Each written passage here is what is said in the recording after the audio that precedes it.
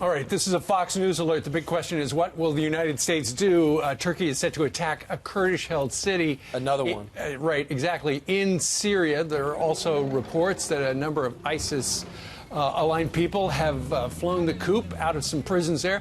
Let's talk to U.S. Senator Lindsey Graham, Republican from South Carolina, chairman of the Senate Judiciary Committee and a member of the Senate Foreign Relations Committee. Senator, good morning to you. Good morning. We know that you tweeted out yesterday that it sounds like the United States is ready to impose some sanctions. We heard from Steve Mnuchin in the last 20 minutes.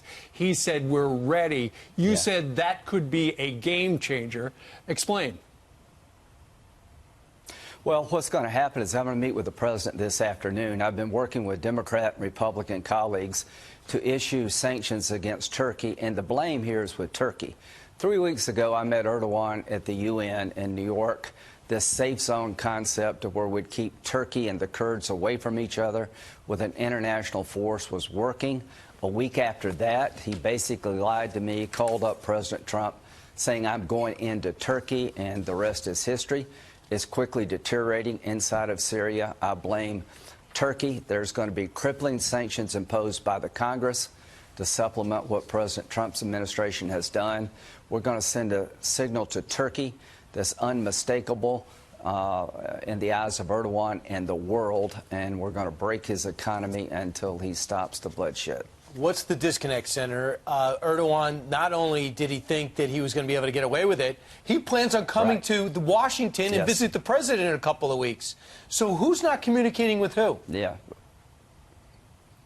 Well, Erdoğan made the biggest mistake of his political life.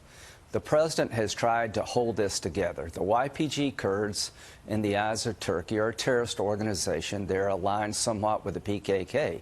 But they were also the main force to help us destroy ISIS. America cannot defend herself without partners. So it's important that we do three things: that we stop ISIS from coming back, and Turkey's incursion into Syria is making it impossible to keep the ISIS prisoners in jail because the Kurds can't fight Turkey and control the prisoners. 1,000 are out of prison. Yeah, so, right, and more to come unless we intervene. But the good news is President Trump is going to intervene with the Congress in a way to punish Erdoğan unlike any time in Turkey's life. I hate this, but he brought it on himself. Israel. There's a 200-and-something person detachment down in southern Syria, the end of the northern area, where Americans stopped the flow of arms from Tehran to Beirut. This detachment needs to stay. It's a countering Iran presence that we need to keep. We need to make sure ISIS doesn't come back. We need to make sure that we take care of Israel. And the other eye that I worry about is Iran. If we don't have some presence in Syria, Iran will take the Syrian oil fields, and that would be a disaster. That would undercut everything President Trump's tried to do in containing Iran. Senator, what were your conversations like with the president over the weekend? I know you said you're going to meet with him today, and which Democrats are helping you? Good. Everybody. I'm going to talk to Pelosi at 9 o'clock, Van Hollen. I've talked to Senator Menendez. I've never seen such bipartisan support. We've all had it with Erdoğan. He bought the S-400 from Russia, putting the entire NATO alliance at risk. We were trying to accommodate his legitimate concerns about the Kurdish threat. The president had negotiated a safe zone that was working, but Erdoğan misjudged President Trump, and he sure as hell misjudged me. Senator, now, what he's going to see is he's going to see a united front that I haven't seen in a long time, where Republicans and Democrats working with the administration are kind of come down on him like a ton of bricks, Iranian-type sanctions, and he deserves it. Senator, there's one thing that I have trouble stomaching in the Susan Rices or the people who made the decision not to enforce the red line, to pull everyone out of Iraq, to call ISIS the JV team, are now critical of the president. Now, I think the president made a bad move. You do too. But these are the last people that should be commenting. They left this. Well, it'd be like going to a sumo wrestler asking for diet advice. The last person I would talk to would be anybody from the Obama years. Here's the difference between Trump and Obama. Trump will change his mind and adjust. Obama was smarter than everybody in the room. He knew everything about every topic. He blew it when it came to Syria. We had Assad on the ropes. He let Russia and Iran come in to bail out Assad. He abandoned the Syrian Democratic Forces. And President Trump has shown a willingness to adjust. Here's what President Trump is going to do. He's going to partner with the United States Congress, R's and D's, and we're going to crush Erdogan until we stop the bloodshed. Yeah. We're going to drive him out of Syria. We're going to reset the table. What about Senator, the no-fly zone? Yeah, we need to reacquire control of the skies. To me, it's offensive that F-16s designed by America are being used to bomb the Kurds. And this alliance between the Kurds and Assad is not good for us. Assad equals Iran. The last thing you want to do is to let Iran become more powerful in northeastern Syria. Yes. Last thing we want to do is abandon the Kurds and let ISIS come back. Senator, I understand the sanctions could help pull back Turkey from invading northern Syria and going after the Kurds. Right. But how can we also make sure that ISIS does not grow if we're pulling our troops out?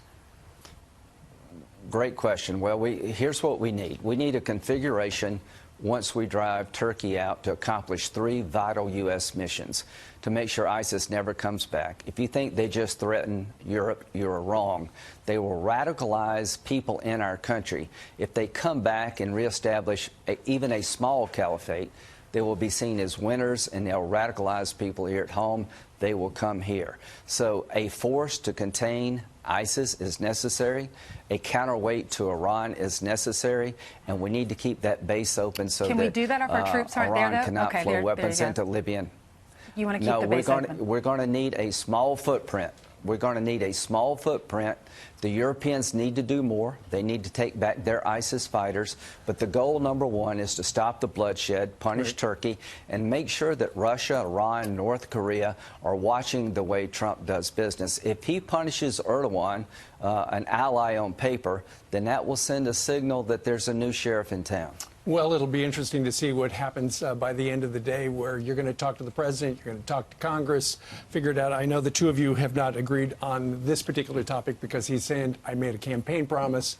So let's see what happens later today. Meanwhile, let's talk a little bit about Adam Can I Schiff. just say one thing about I know. Yeah, one thing about Please the campaign promise. He also took an oath of office to defend us against all enemies, foreign and domestic. He has done a great job of crippling the Iranian economy. Don't let him come back in Syria. He destroyed the caliphate. Keep your foot on their throat, ISIS throat, Mr. President. You don't want the ISIS flag flying that summer. With a small contingent, after we get Turkey out, we can do this. So, to the whistleblower. The idea that the whistleblower would be allowed to testify in writing as to hearsay testimony offends every concept of due process. All right. So let's see whether or not they testify at all. Adam Schiff yesterday suggested we don't need to hear from him because we've got the transcript. Which is unthinkable. What about Senate? What how a joke. How are y'all going to respond? What a joke. In what way? I'm going to send a letter to Nancy Pelosi, signed by as many Republican senators as I can find, to say that the transcript does not represent an impeachable offense. Some are troubled by it. I am not. We give money to the Ukraine. We have a reason to be concerned about corruption. But we're going to write a letter to Pelosi saying if you're going to impeach the president based on this phone call, the transcript of the phone call, that is a non-starter in the Senate. Don't destroy the country over that. All right. Senator Lindsey Graham joined us today, I believe, from Clemson in South Carolina. Sir, thank you very much for joining us live.